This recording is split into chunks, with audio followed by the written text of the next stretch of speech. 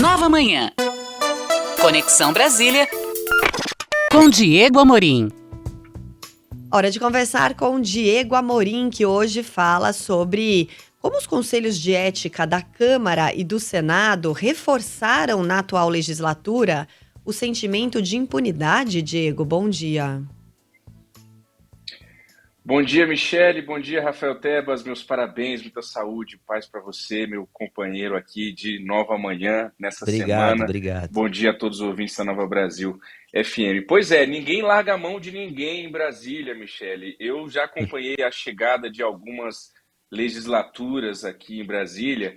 E se tem uma coisa que é marcante é a seguinte: quem chega a Brasília, eleito como deputado, senador, pode fazer qualquer coisa, menos mexer com algum de seus pares. Você pode fazer uma crítica aqui e acolá, no plenário, na tribuna, mas você ir para cima de um par, de um deputado, de um senador, até o fim, pedir a cassação, isso é quase que um dogma aqui, não se pode. Agora, deputados e senadores, eles têm lá o Código de Ética e Decoro Parlamentar. Não pode uma série de coisas, não pode matar, não pode roubar, não pode outros mandamentos aí. Em 63, só a título de curiosidade, o pai do Fernando Collor de Mello, que foi presidente da República, então senador, matou um colega dentro do plenário do Senado Federal, aqui em Brasília, com um tiro. Hoje é um pouco mais difícil, em tese, entrar armado aqui no Congresso Nacional. Os conselhos de ética, eles existem, em tese deveriam existir, para impedir que os parlamentares façam aquilo que eles não podem fazer, façam com que eles sejam impedidos de continuar representando o povo quando eles não têm mais condições morais para tal. No início de cada legislatura, eles se reúnem e decidem a composição desses conselhos de ética. Tem um na Câmara e tem outro no Senado. Decidem lá o presidente, o vice-presidente, e os partidos indicam representantes para compor esses conselhos. E durante a legislatura, ou os próprios parlamentares ou partidos políticos podem apresentar representações, processos nesses conselhos, e esses conselhos, então, definem um relator e esse caso, em tese, é julgado antes de ir para o plenário da casa. O que se é pedido nesses processos, nessas chamadas representações? Punição, cassação, afastamento de mandato, por algum motivo que se entendeu que aquele deputado, aquele senador deveria responder no Conselho de Ética e Decoro Parlamentar. Pois bem, nesta legislatura, na Câmara dos Deputados, a gente teve uma cassação, que também não tinha jeito. Foi a cassação da então deputada Flor de Lis, do PSD do Rio de Janeiro, que foi acusada de matar o próprio marido, que na verdade tinha sido um filho adotivo, aquela história muito maluca. Ela que era cantora gospel, o marido era pastor, e ela ainda assim, diante de um caso louco como esse, me permitam dizer assim, inclusive a condenação definitiva dela saiu aí nesses dias, ainda assim, ela fez uma movimentação intensa nos bastidores da Câmara para tentar se safar da cassação. Inclusive, quando da eleição do presidente da Câmara, Arthur Lira, ela se aproximou muito do Arthur Lira na intenção de não ser cassada. Não deu certo, a Flor de Lis, e aqui não é nem motivo de se comemorar, era o óbvio do óbvio, o esperado do esperado. Uma deputada acusada de mandar matar alguém tinha que ser cassada, não poderia continuar sendo deputada. Pois bem, neste governo de Arthur Lira, digamos assim, nesta era Arthur Lira na Câmara, tem algumas coisas acontecendo fora dos holofotes, fora do olhar da imprensa tradicional, de nós jornalistas, culpam. Houve algumas manobras aí nesses anos de pandemia, os anos mais intensos de pandemia, em que muita gente não estava olhando para essas questões, desses pormenores legislativos. Houve manobras para enfraquecer ainda mais o Conselho de Ética da Câmara. Para que fique bem claro que a última palavra tem que ser sempre do plenário, ou seja, o plenário pode acabar derrubando por completo decisões do Conselho de Ética, ou seja, vai dificultando cada vez mais a punição de um parlamentar, Michele Tebas. A gente teve nessa legislatura 2 casos de deputados muito esquisitos também, que o Conselho de Ética simplesmente fez cara de paisagem. A gente teve o Wilson Santiago, da Paraíba, e o Josimar Maranhãozinho, do Maranhão, que foram acusados de corrupção e que a Câmara salvou a pele deles. É essa a expressão, não tem outra. Salvou a pele dos dois. O Wilson Santiago, a acusação era tão grave que o Supremo Tribunal Federal mandou ele se afastar do mandato de deputado. Mas a Câmara se reuniu logo no início do ano e salvou a pele do Wilson Santiago. E o Conselho de Ética, que deveria continuar investigando mesmo assim, nada fez. Lembrando que esse processo contra o Wilson Santiago ficou mais de 2 anos no Conselho de Ética da Câmara esperando alguma apreciação dos deputados. O Josimar do Maranhãozinho tem vídeo dele, tem foto dele com dinheiro na mão. E ele também continua deputado. Ele alega que esse dinheiro era para pagar prestadores de serviço, que não era dinheiro de corrupção. Tem lá toda a justificativa dele. E o Conselho de Ética, assim como no caso do Wilson Santiago, não avançou em nada no caso do Josimar Maranhãozinho para parar nesses 2 exemplos. Qual é o problema? O problema é que, em tese, no fim de cada legislatura, que é o que está acontecendo agora, esses processos zeram.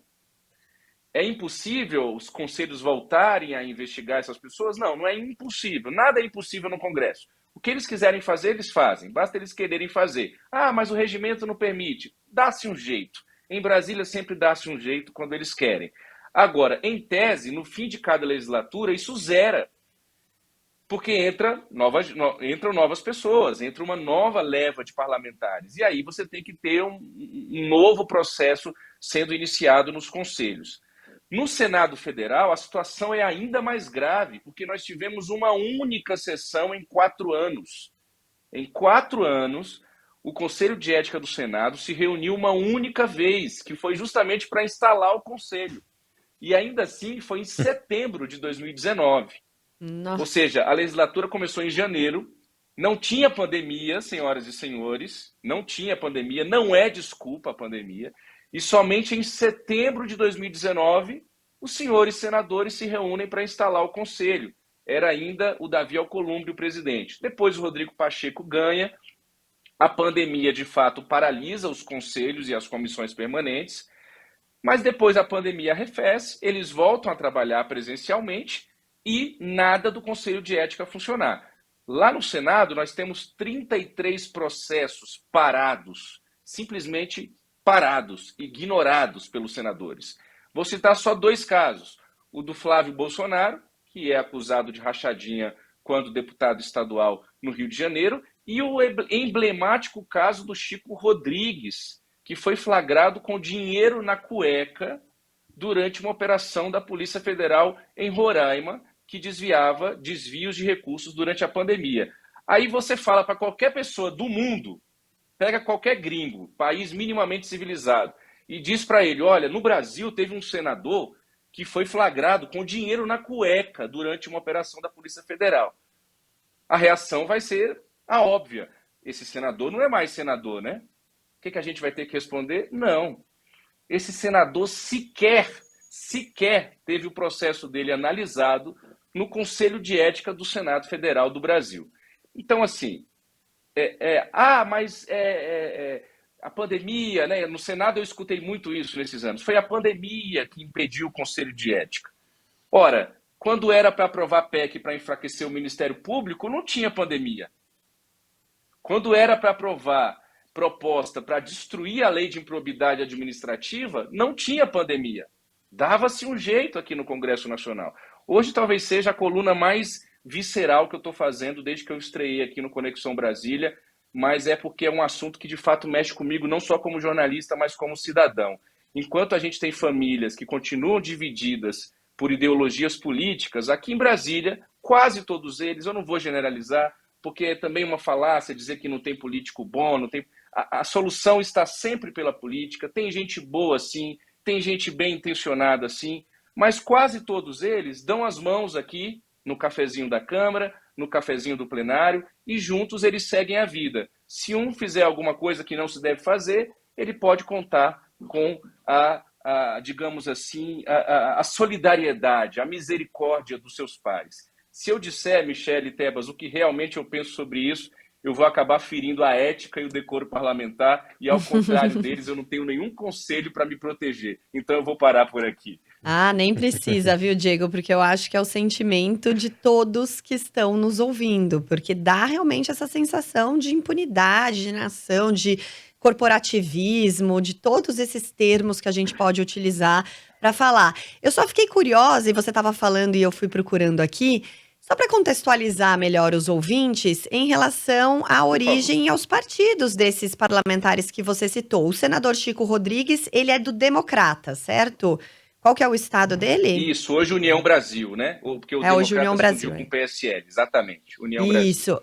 E qual que é o estado dele mesmo?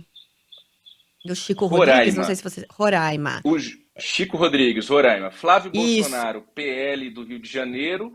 Wilson Santiago era PTB. Vamos ver se ele mudou de partido. Ele era do PTB. Eu acho que é Republicanos, talvez. Então ele mudou recentemente. Dá uma conferida aí. Eu achei o Josimar Maranhãozinho, que é do PL do Maranhão. E o Wilson Santiago, Republicanos. É isso mesmo. Mudou de partido. Ele era do PTB. Isso aí, só para a gente também ajudar a contextualizar melhor também para os nossos ouvintes se situarem geograficamente e partidariamente também. Mas é isso, obrigada pela reflexão, pela indignação a qual nós compartilhamos. Até amanhã, pessoal, um grande abraço. Até amanhã. Amanhã é dia importante aí em Brasília, não? Exatamente, amanhã a gente tem, enfim, a inauguração da Nova Brasil FM aqui em Brasília, que está belíssima. A gente vai receber muita gente aqui nos nossos estúdios novos. Inclusive, temos uma entrevista marcada para 7h30 da manhã. Devemos entrar ao vivo com vocês aí com o governador Ibanez Rocha, que foi reeleito aqui no Distrito Federal pelo MDB, e uma série de senadores, deputados, Hamilton Mourão, de todos os espectros políticos estarão aqui para essa nossa festa de inauguração da Nova Brasil FM aqui em Brasília. Michele Tebas. Maravilha, maravilha. Então amanhã os ouvintes fiquem preparados que teremos uma programação toda especial. Obrigada, Diego. Até amanhã. Até amanhã.